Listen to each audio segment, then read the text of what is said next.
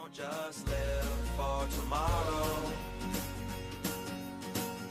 or just live in yesterday.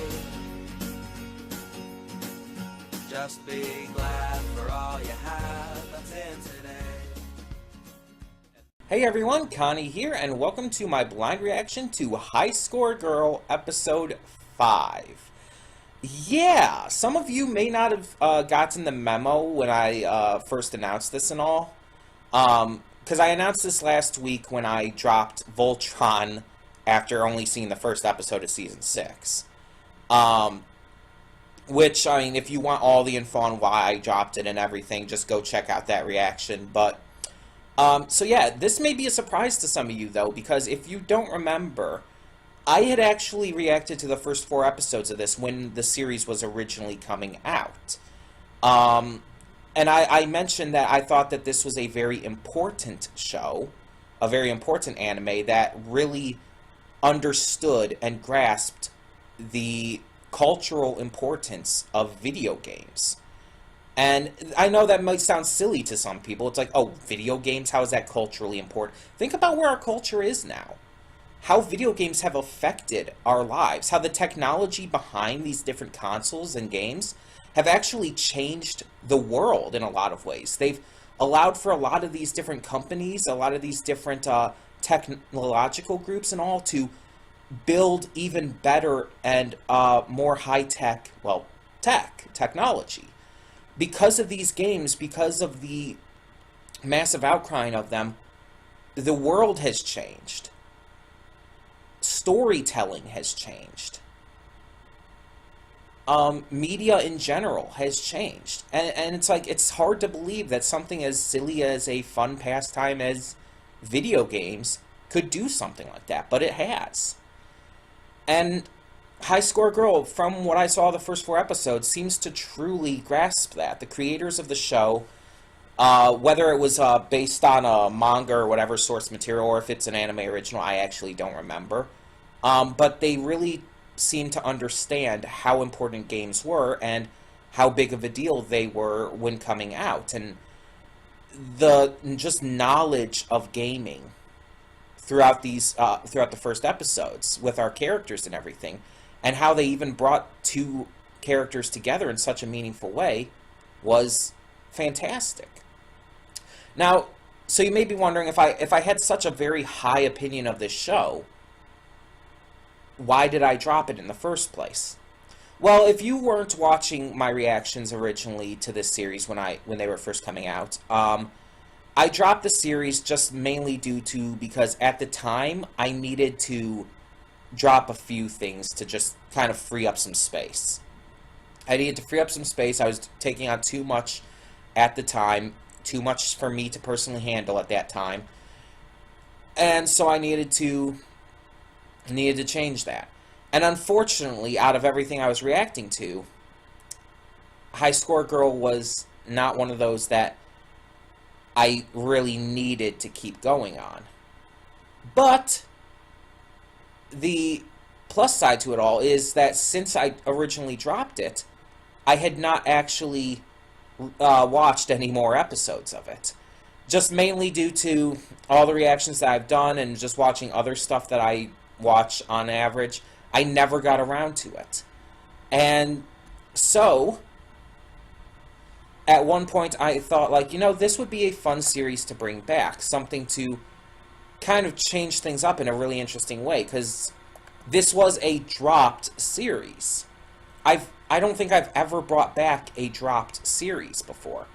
I don't think I've ever actually gone out of my way to take a series, again, that I completely dropped from the schedule. Not put on hold, but completely dropped, and then bring it back and continue reacting to it.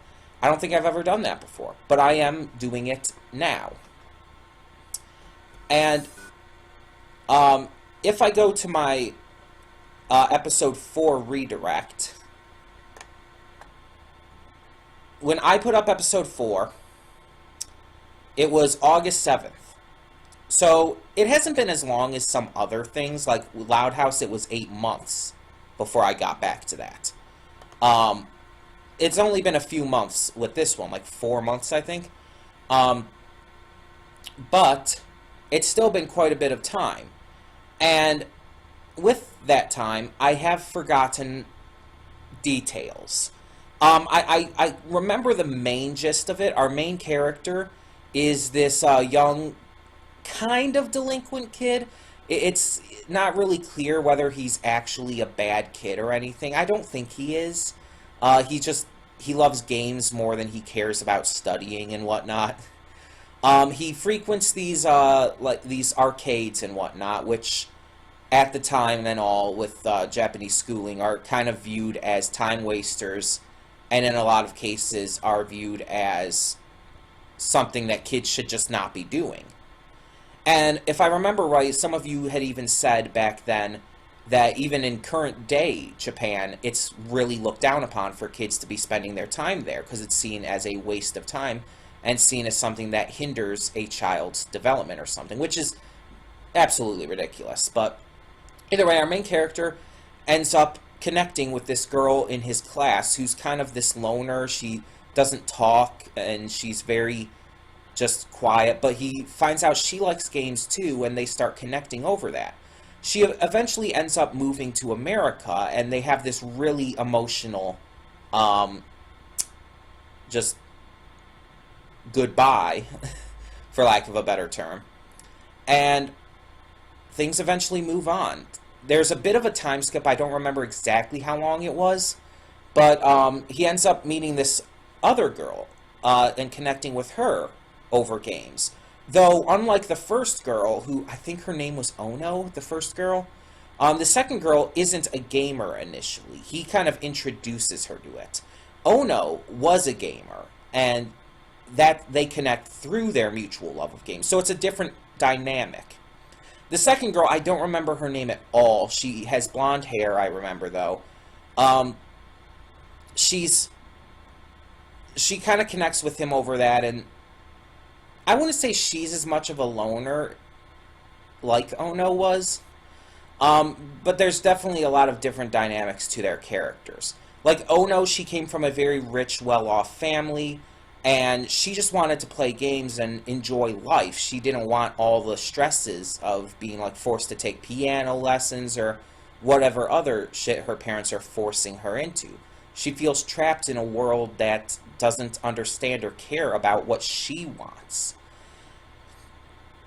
And then with this other girl, it's like she has definitely a lot more freedom, but it's more like she doesn't want that freedom. She more wants to just be on her own. So it's kind of a completely different dynamic. But she starts to, I guess, come out of her shell when the main character starts interacting more with her. Now, again, I might be a little off on some of these details. It's been a while.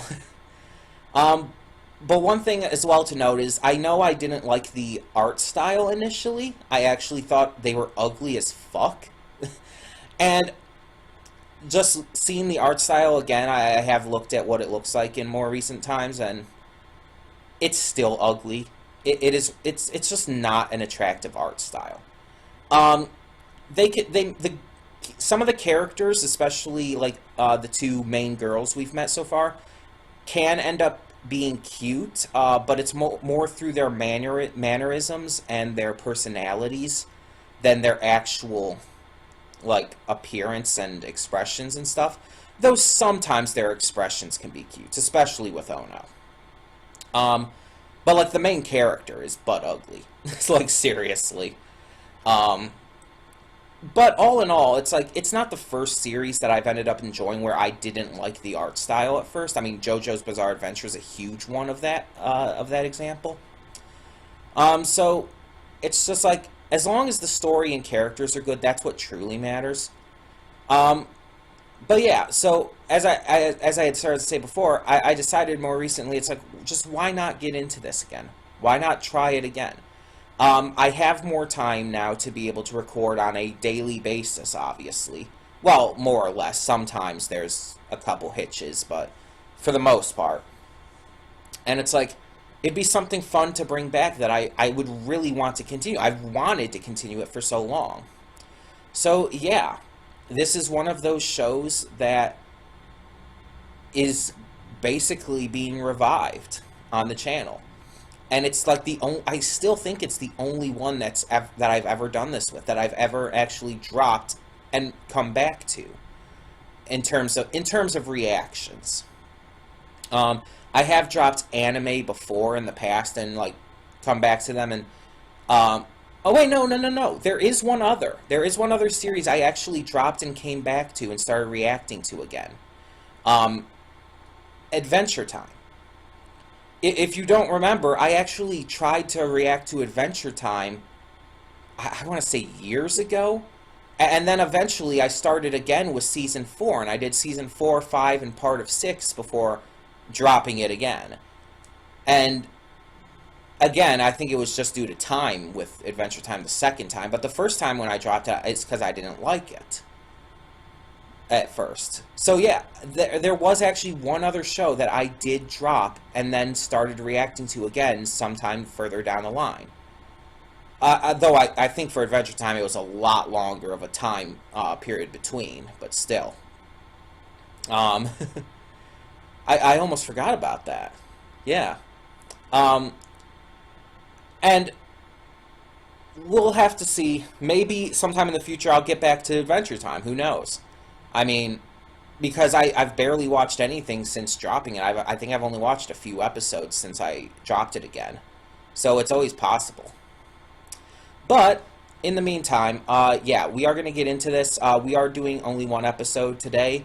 Mostly because I do want to pre-record stuff for this weekend. I don't want to have to wait till last minute for that stuff again, like I did with this past weekend and I think the weekend before that.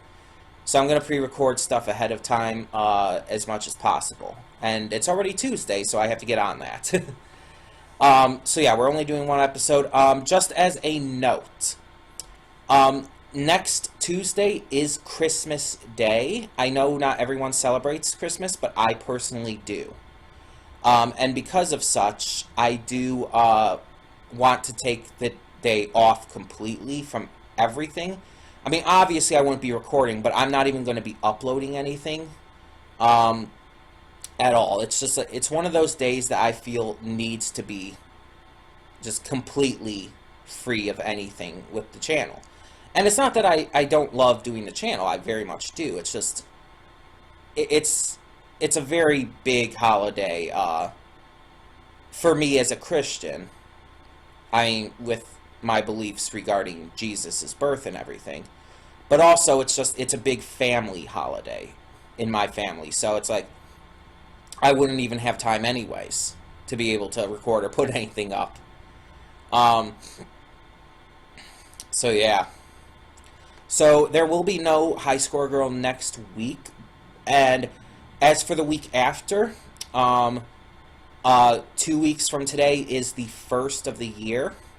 I do not know what it's going to be like for that day yet. I do not know if I'm going to be able to get up High Score Girl on that day or not, so it might be a few weeks until we get back to this.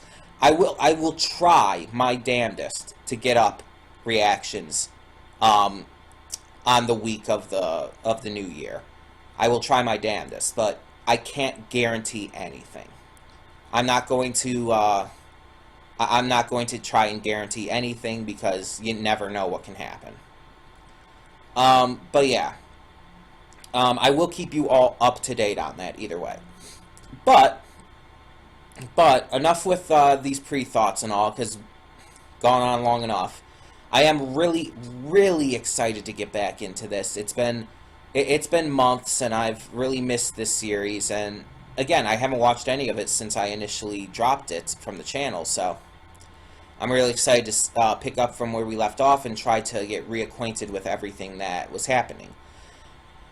Now, I think this series is 12 or 13 episodes long. I don't know if there's any plans for another season, but we're going to try to get through this probably 1 or 2 episodes at a time. Very unlikely we're going to do more than that at a time. But we'll see. As always, we'll just have to see. In the meantime, though, thank you all so much for tuning in, so let's just get this going. When the screen fades to black, pause this redirect and go to the description below. Follow the link to the reaction, and after you watch it, come back here to the redirect and resume play. Because after it fades to black, it then fades back in, Everything from that point forward will be my afterthoughts and will contain spoilers to the episode. So that being said, thank you all so much for tuning in, and I will see you at the reaction. Okay, and we are back, and we'll begin with spoilers in 3, 2, 1, now. Okay, so, yeah. We are back in with High Score Girl. I've kind of got the grasp of everything that I needed to remember at this point. So, in the it's been 2 years since Ono left for America, and since then, Yaguchi has been continuing to practice as Street Fighter so that if they ever saw each other again, he could be able to keep up with her. However, in this time, he's also made a new friend, Hideka. And Hideka is definitely developing a relationship for him. She loves him very, very clearly, even despite the fact that he doesn't seem to really care much for her. I mean, he sees her as a friend. But it's kind of as she said, when they're together, he doesn't see her. And we kind of saw that in action. He's kind of, I think he's kind of spending time with her and everything and introducing her to games and all because he misses Ono. Because he misses that time he spent with her and getting to just bond over games with her. He's, in a way, using Hideka. And it's really sad and kind of mean. But, I mean, I can't blame him fully. And it's like, she's still enjoying herself, Hideka is. She's still having fun, and she still cares for him greatly and cares for spending time with him. So, it's not like she's getting too hurt over this. If she was getting, like, hurt over this, I would be a lot more upset about it. I mean, I'm still a little irritated because, again, it's like, I want him to be able to notice her feelings too. I want him to be able to realize that she's her own person. And I want them to truly become friends in a way to where he does notice her for who she is. But we'll see where that goes.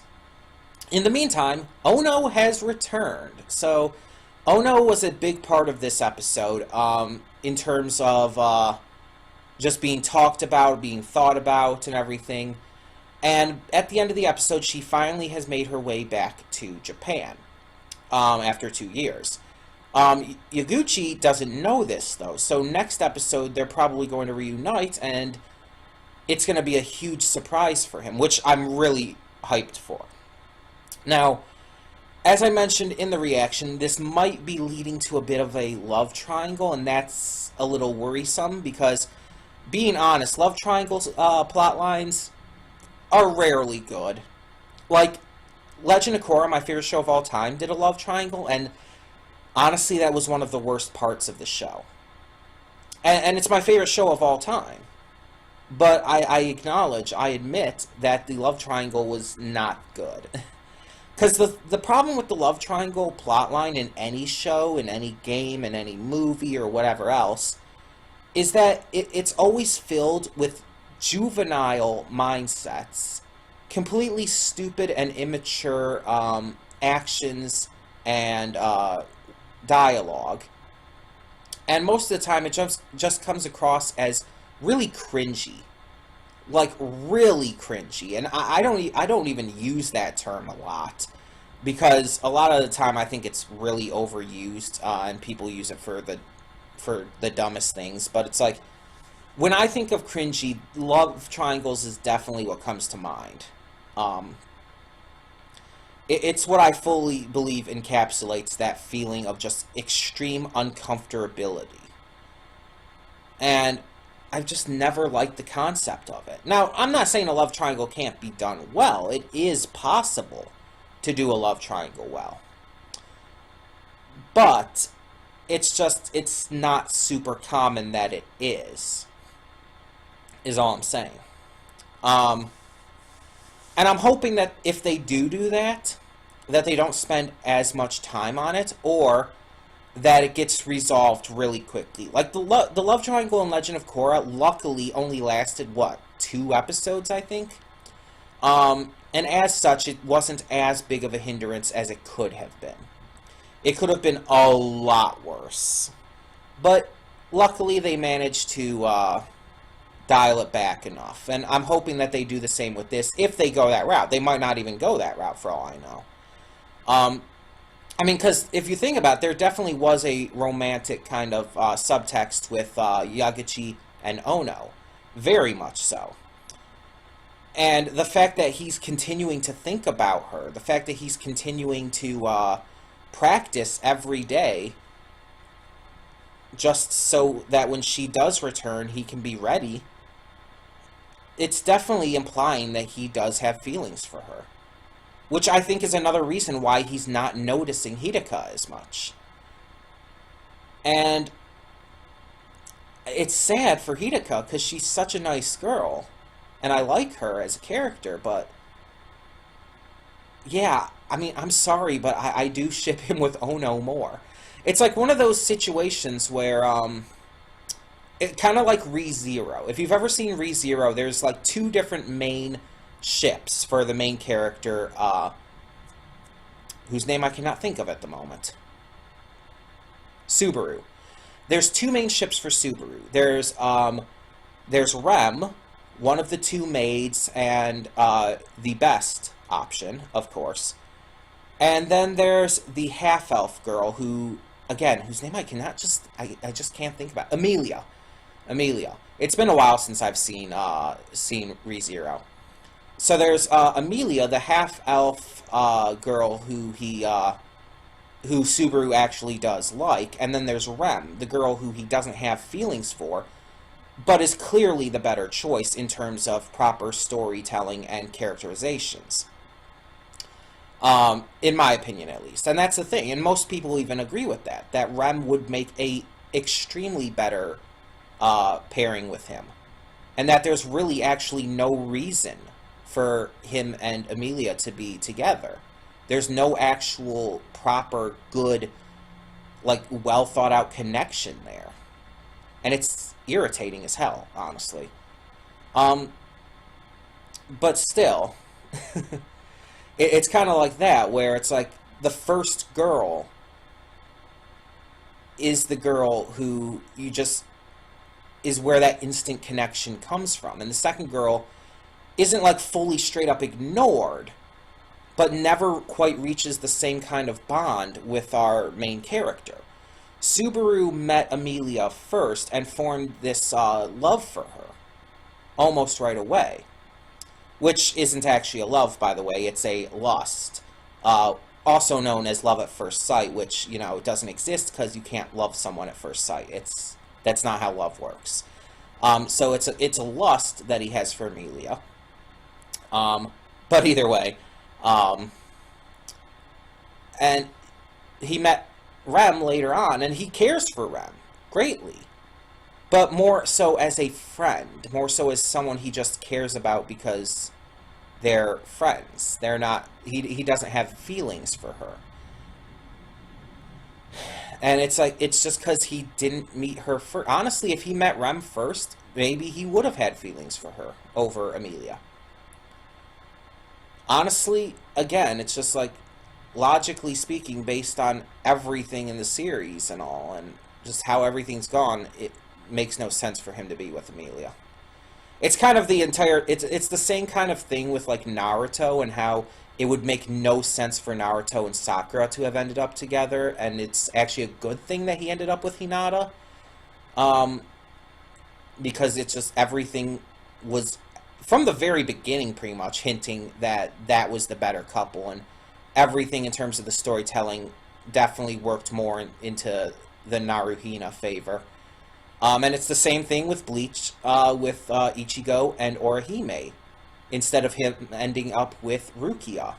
So it's like, those two shows did it right. Those two shows went in the direction that was clearly foreshadowed from the very beginning of the series.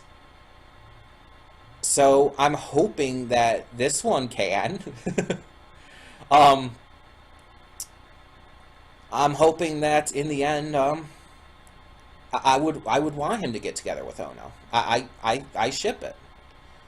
But I mean, if he does get together with Hidaka, or heck, if he gets together with neither of them and just remains just straight up friends with both, I would be fine with that. We'll have to see. Either way, I really did enjoy this episode. I loved how it was mostly centered around Hidaka and how she was basically her thoughts and interactions with Yagachi.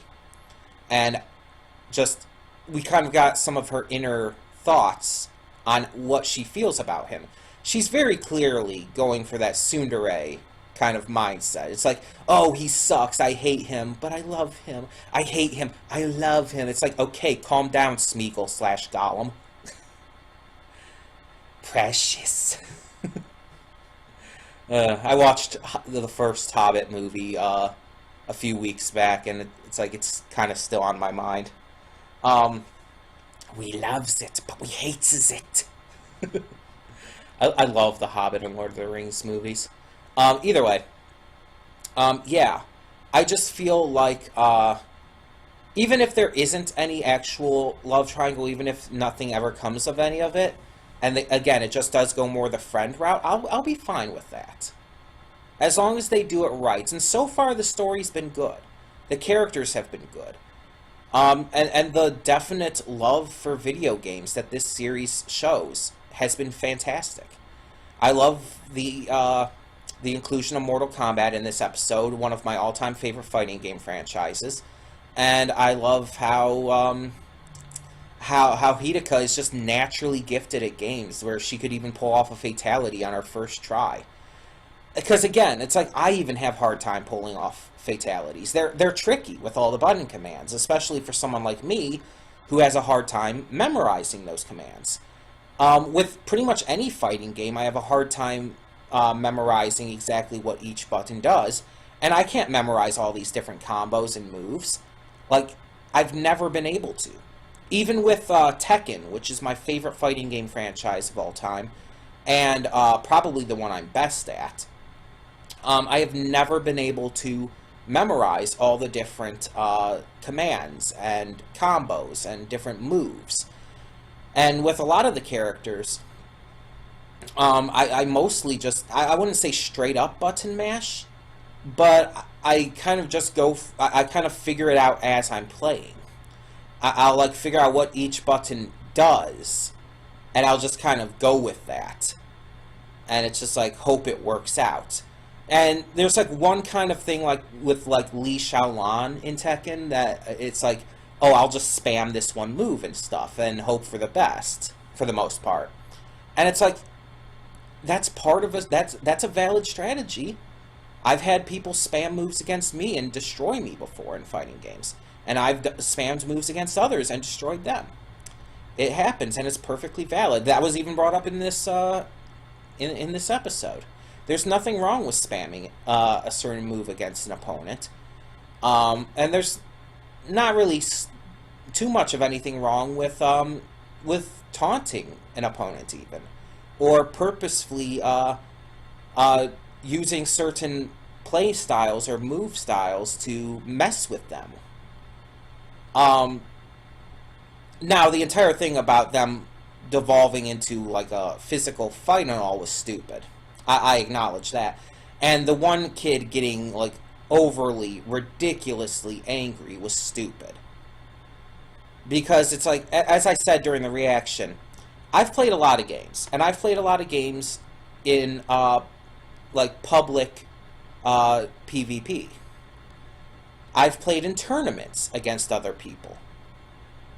And most of the time, people don't act like that. At least not with the experiences I've had. People might get a little upset, but again, it's never to the point of like throwing a fit, screaming obscenities, actually trying to get in a physical altercation. I've heard of stuff like that happening, but even the accounts of that I've heard about are rare, few and far between. I just think the idea of throwing a fit from losing at a game it's juvenile. It's immature as hell. I also think that the idea of blaming a controller or whatnot, or blaming the game for a loss, is also extremely juvenile and immature.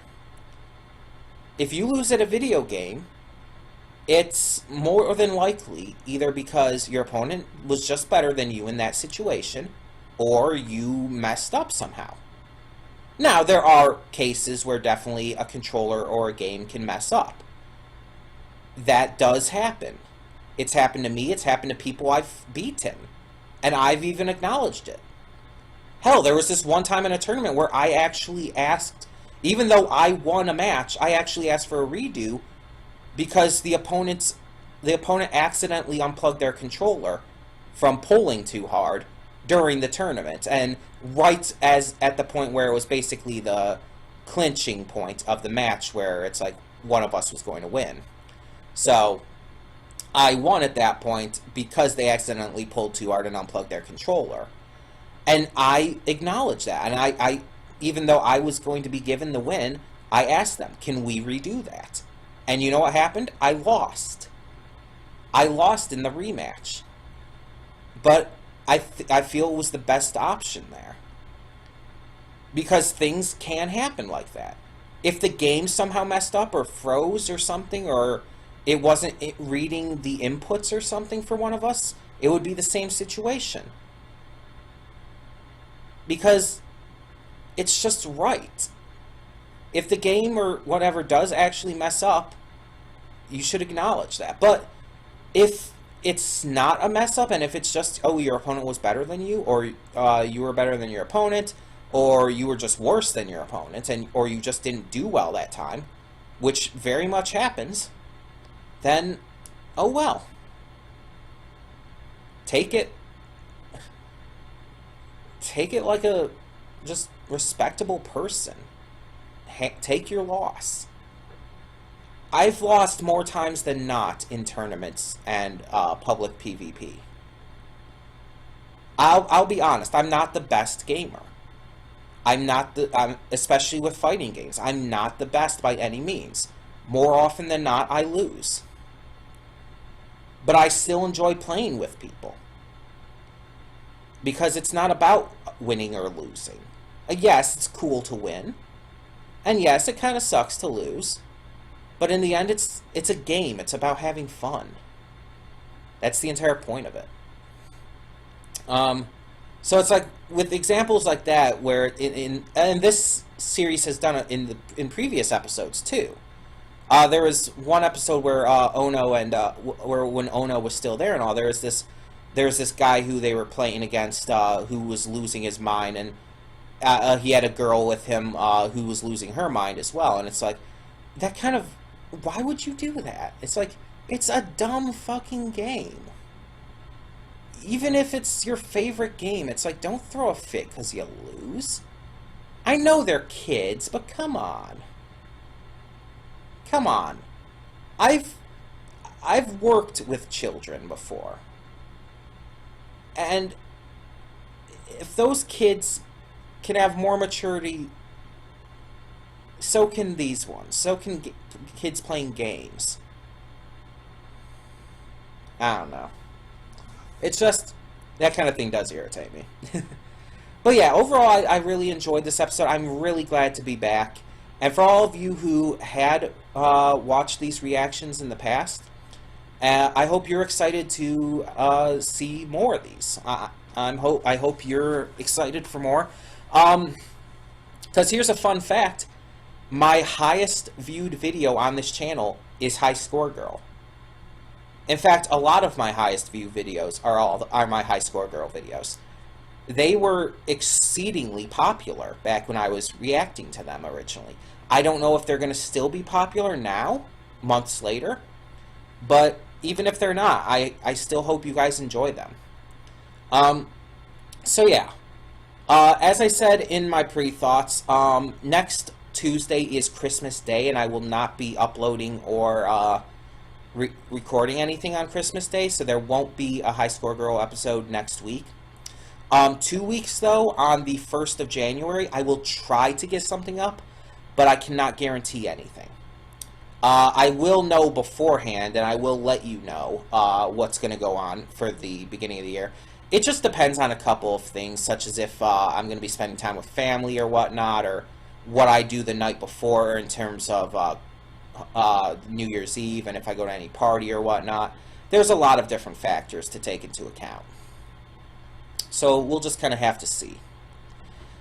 In the meantime, though, thank you all so much for tuning in. And please tell me in the comments below what you thought of this episode of High Score Girl. So for now, I'm Connie, and I'm signing off. See y'all next time. And though you've come through many obstacles,